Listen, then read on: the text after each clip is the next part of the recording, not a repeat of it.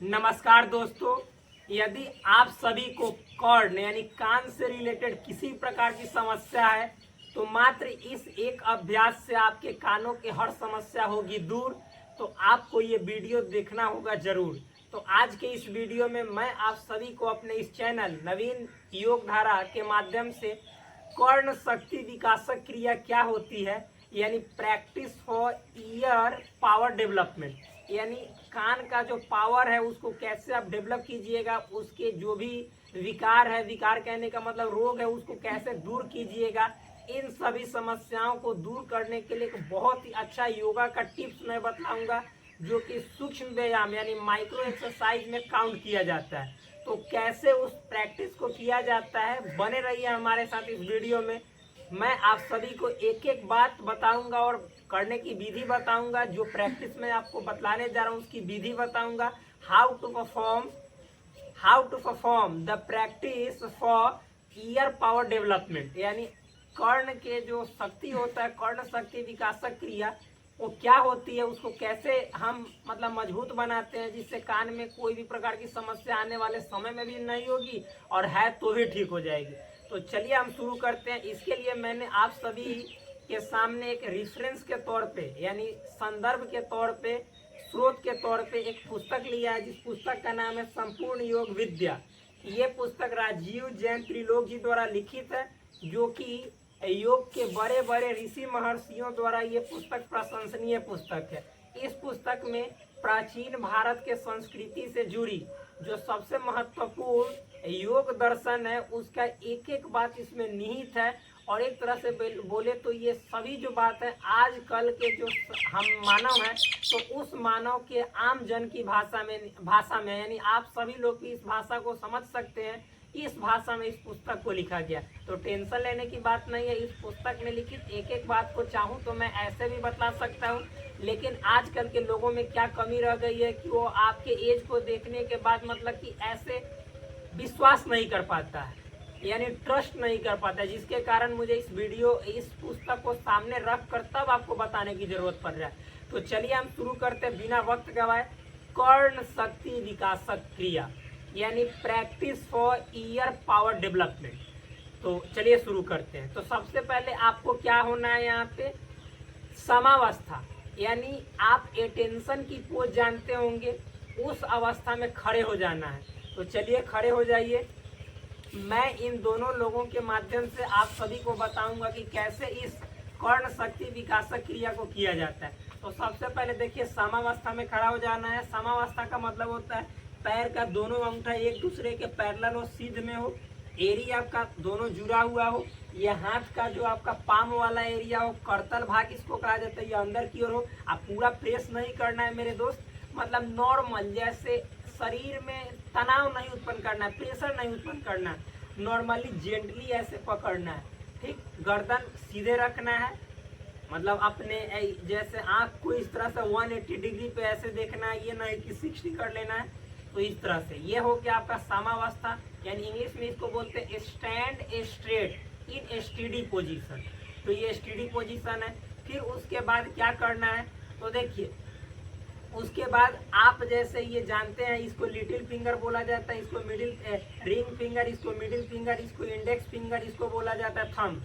यानी हाथ में 5 उंगलियां होती हैं, पांचों उंगलियों का अलग अलग नाम होता है जो कि मैंने आपको बता दिया। तो क्या करना है कि ये जो चूंकि कर्ण शक्ति विकासक क्रिया है तो ये जो अंगूठा दिखाई दे रहा है तो अंगूठे से इस कान के ढक्कन जो है, ठेपी जिसको बोल सकते हैं, इसको ऐसे बंद करना। आप पूरा दम नहीं लगाना है, यानी एनर्जी नहीं लगाना, इस पर प्रेशर नहीं देना, नॉर्मली बंद हो जाना चाहिए, ऐसे बंद करना। बंद कर लिए। अब उसके बाद ये जो आपका इंडेक्स फिंगर है, ये जो दिखाई दे रहा है ना इंडेक्स फिंगर, तो ये इंडेक्स फिंगर बोलते हैं, इसको तर्जनी हिंदी में बोला जाता है। इससे क्या करना है कि आपके आंखों को ऐसे मतलब कि बंद करना है। जी, आप प्रेस जोर से नहीं करना है, धीरे नॉर्मली। और उसके बाद ये जो मिडिल फिंगर है, खोलिए पहले देख लीजिए। मिडिल फिंगर से मतलब कि क्या करना है, आपके नाक को जो दोनों नोस्ट्रिल है यानी छिद्र है उसको बंद करना है।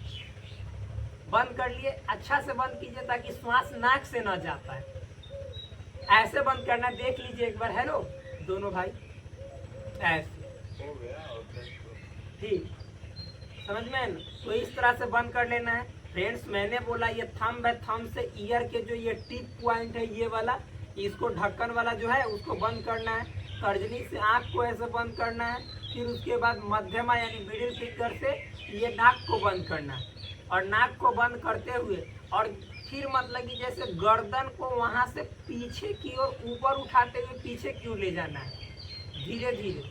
और मन में 8 तक अंक गिनते हुए श्वास को मुंह से लेते जाना है, या वहाँ पे जाके भी ले सकते हैं। 8 अंक तक गिनना भी है मन में और उतना अंक तक श्वास लेना है। कहने का मतलब जैसे मन में 8 अंक चल रहा है, मान लीजिए जैसे 1 2 3 4 5 6 7 8, तो इतना तक मन में गिनती करते हुए इतना देर तक आपको मुंह से श्वास लेना है। ऐसे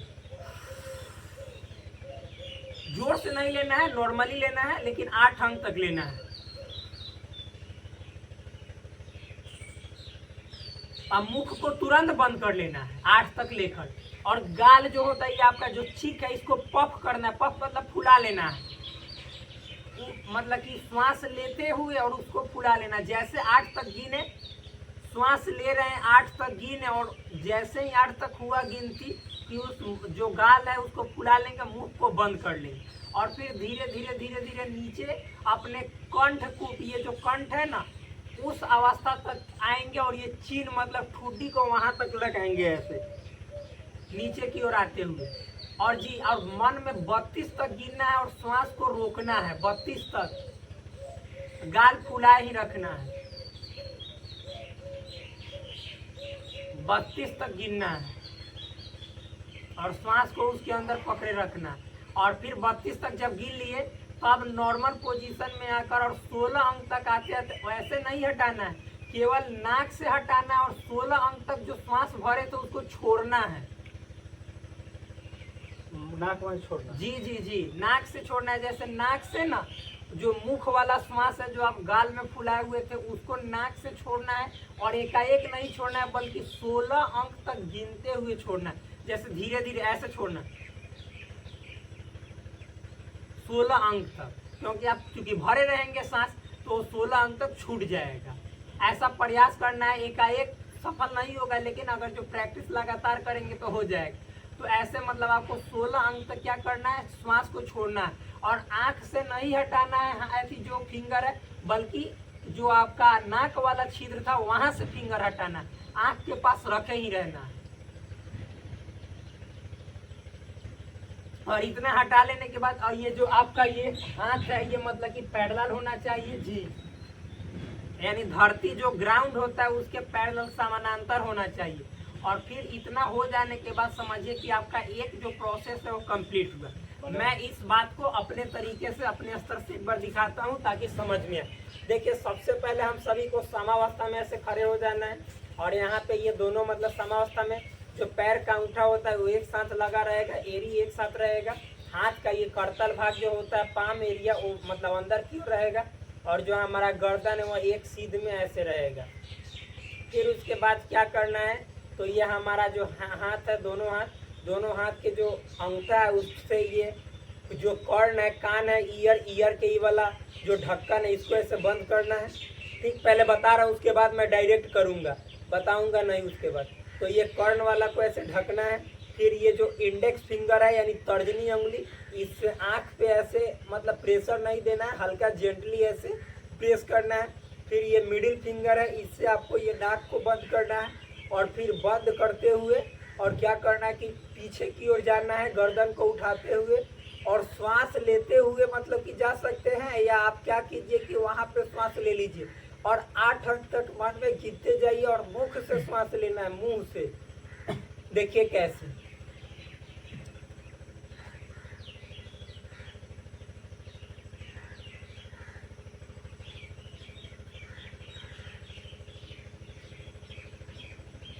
और जैसे ही श्वास ले लिए मुख को तुरंत बंद करना है, गाल को फुला लेना है।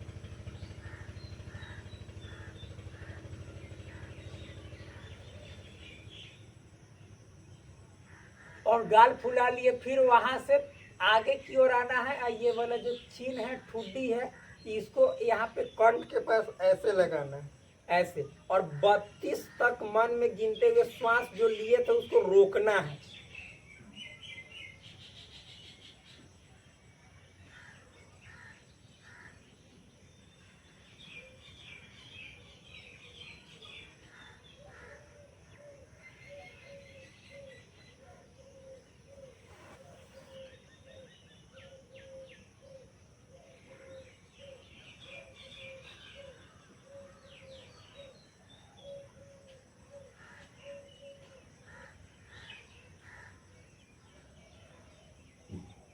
इसके बाद धीरे धीरे उस श्वास को छोड़ना है 16 अंक गिनते हुए। ऐसे पहले इस अवस्था में आ जाना है। ऐसे जो लिए थे श्वास उसको 16 तक मन में गिनना है और छोड़ना है। और कहाँ से छोड़ना है? तो ये नाक से छोड़ना है।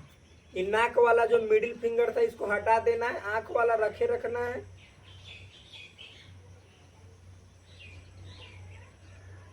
और ये जो हाथ है ये मतलब कि कंधे के ऐसे पैरेलल होना चाहिए। पैरेलल मतलब सीध में होना चाहिए और धरती के पैरेलल होना चाहिए।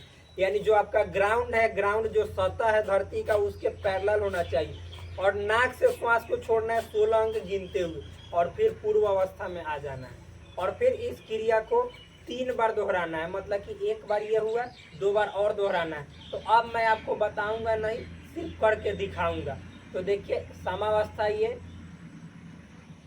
फिर इसके बाद अपना हम अब बोलेंगे नहीं।